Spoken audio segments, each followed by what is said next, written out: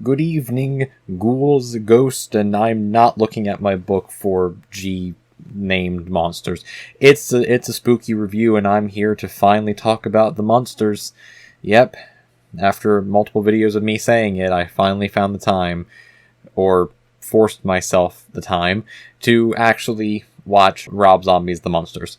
And going into it, I had no expectations for it. I watched the trailer for it. I then went and watched a single episode of The Munsters. I meant to watch more. Again, it's on Peacock. I'll watch it eventually. But I had no expectations for this movie. And somehow those expectations were still not met. Taking expectations out of it. I just need to take expectations out of it. Just go completely from the get-go. What was this? just what was this? The Munsters. Let me give a little summary first, as best as I can. And I'm just going to give a summary of what The Munsters is, not a summary of the movie, because that's going to be a lot easier to do. So The Munsters is a TV series, a classic TV series from like the 60s, I think, 50s, 60s, something like that, of a family in the same vein of the Addams Family. It's about a family of monsters, for the most part, named the Munsters, led by Herman Munster, who's basically a Frankenstein's monster, Lily Munster, who's a vampire, the grandpa Munster, who's a vampire, their son, who's like a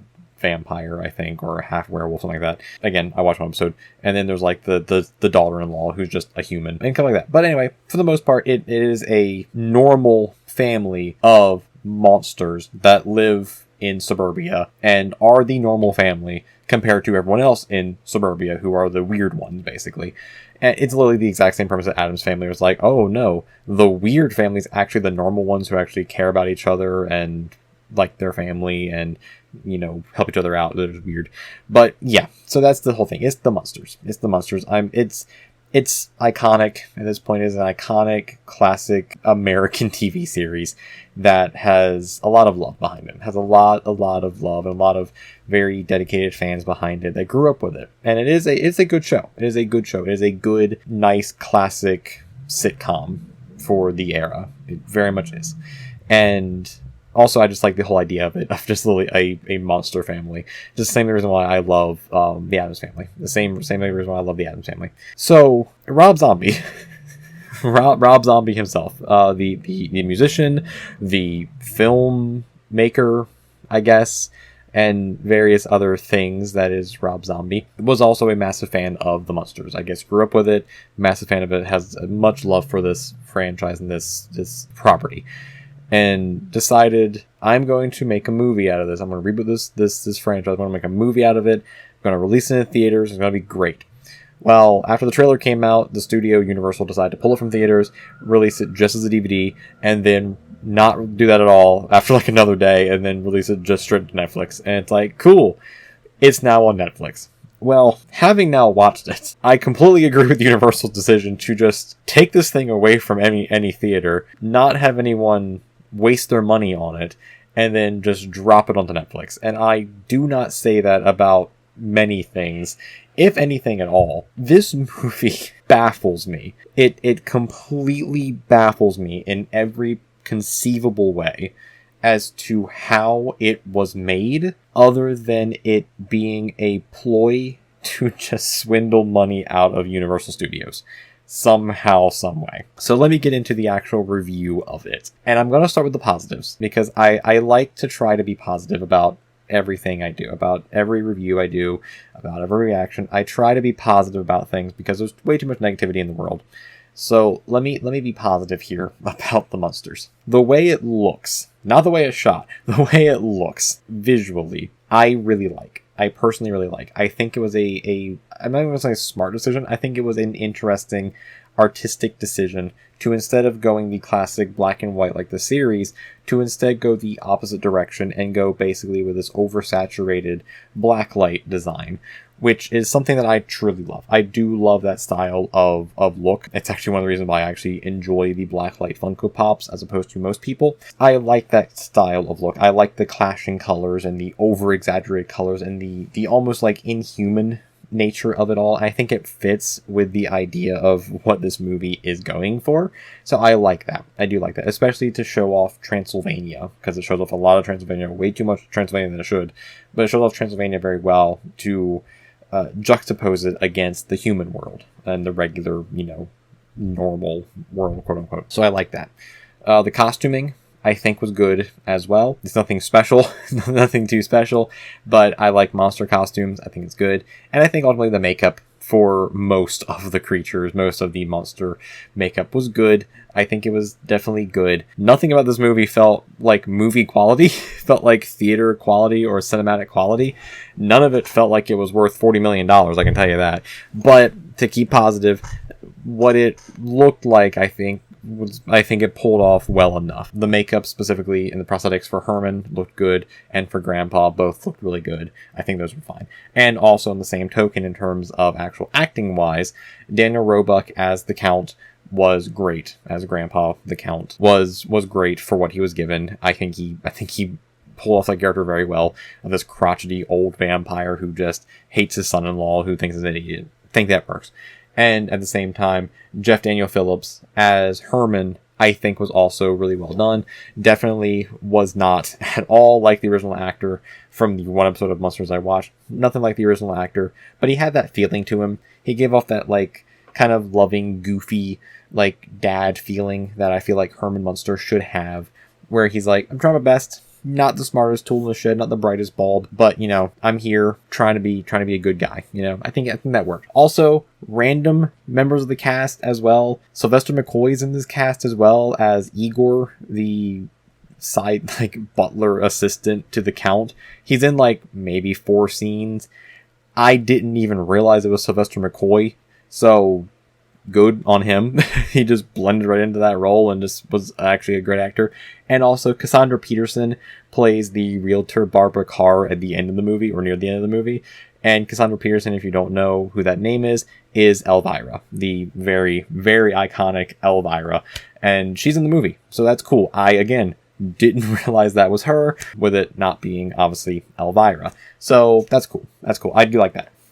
That's about it in terms of positives, and I hate the fact that the positives of this movie were reliant on 2 cast members of the movie that really didn't have big roles in the movie. The coloration and lighting, which I guess was kind of the same thing, and then just like a little bit of the acting ability and the makeup. So those are my positives. On to the negatives, and I'm going to try to be fair with it and not like...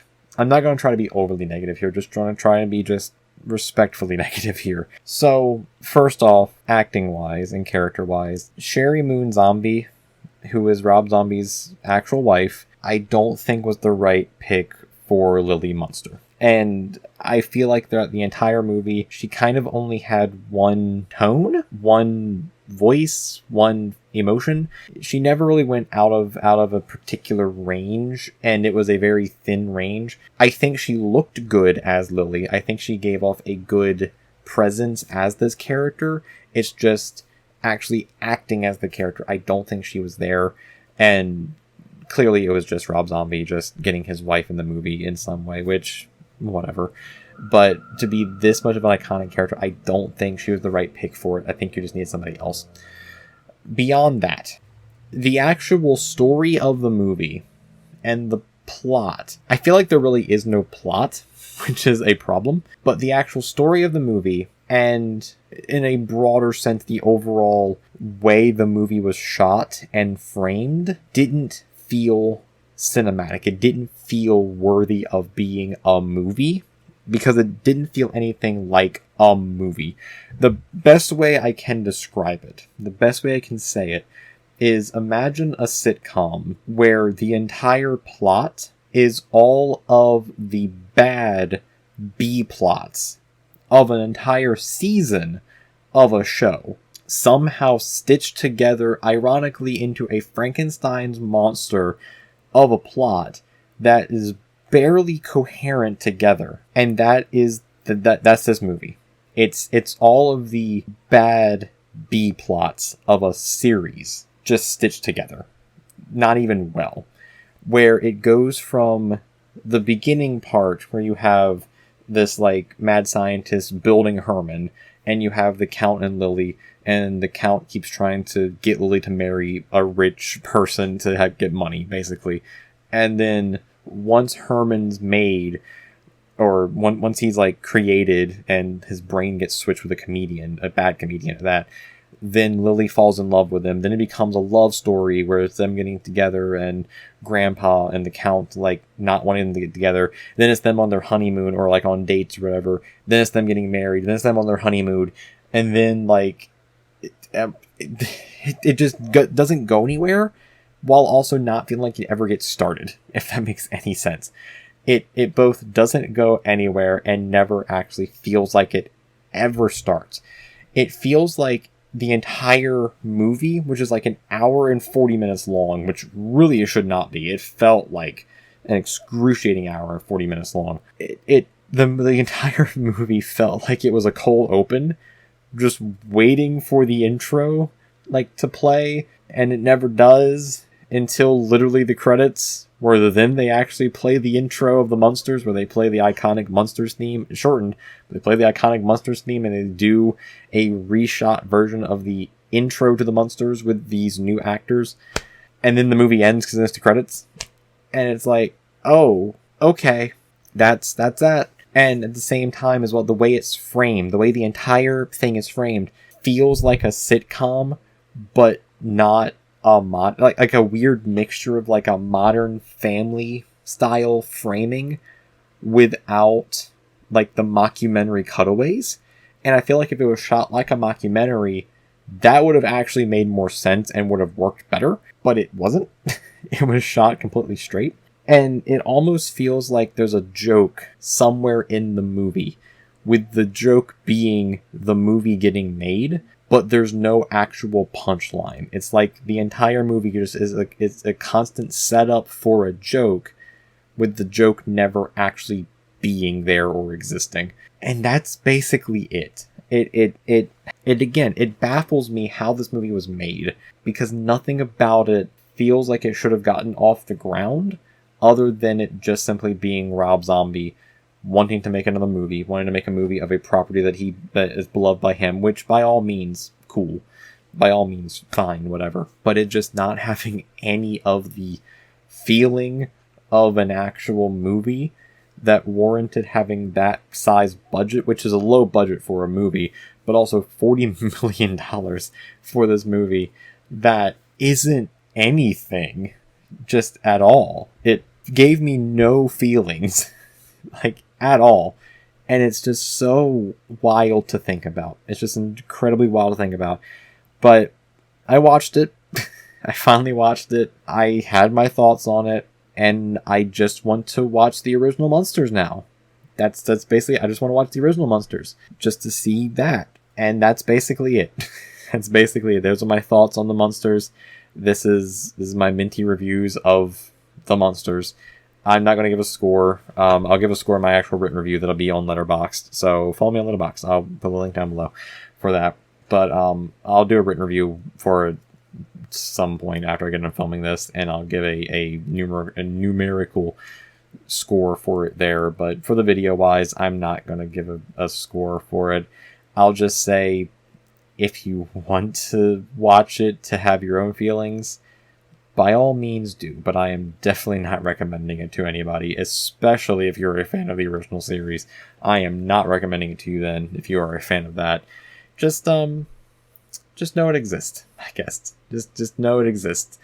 So, that's the review. Hope you all enjoyed it, and have some more reactions coming at the end of the week, or coming sometime this week, and I have some more reviews as well. I'm going to keep watching some more spooky stuff as well, and review it. And also, School for Good and Evil came out. I will do a review on that as well at some point.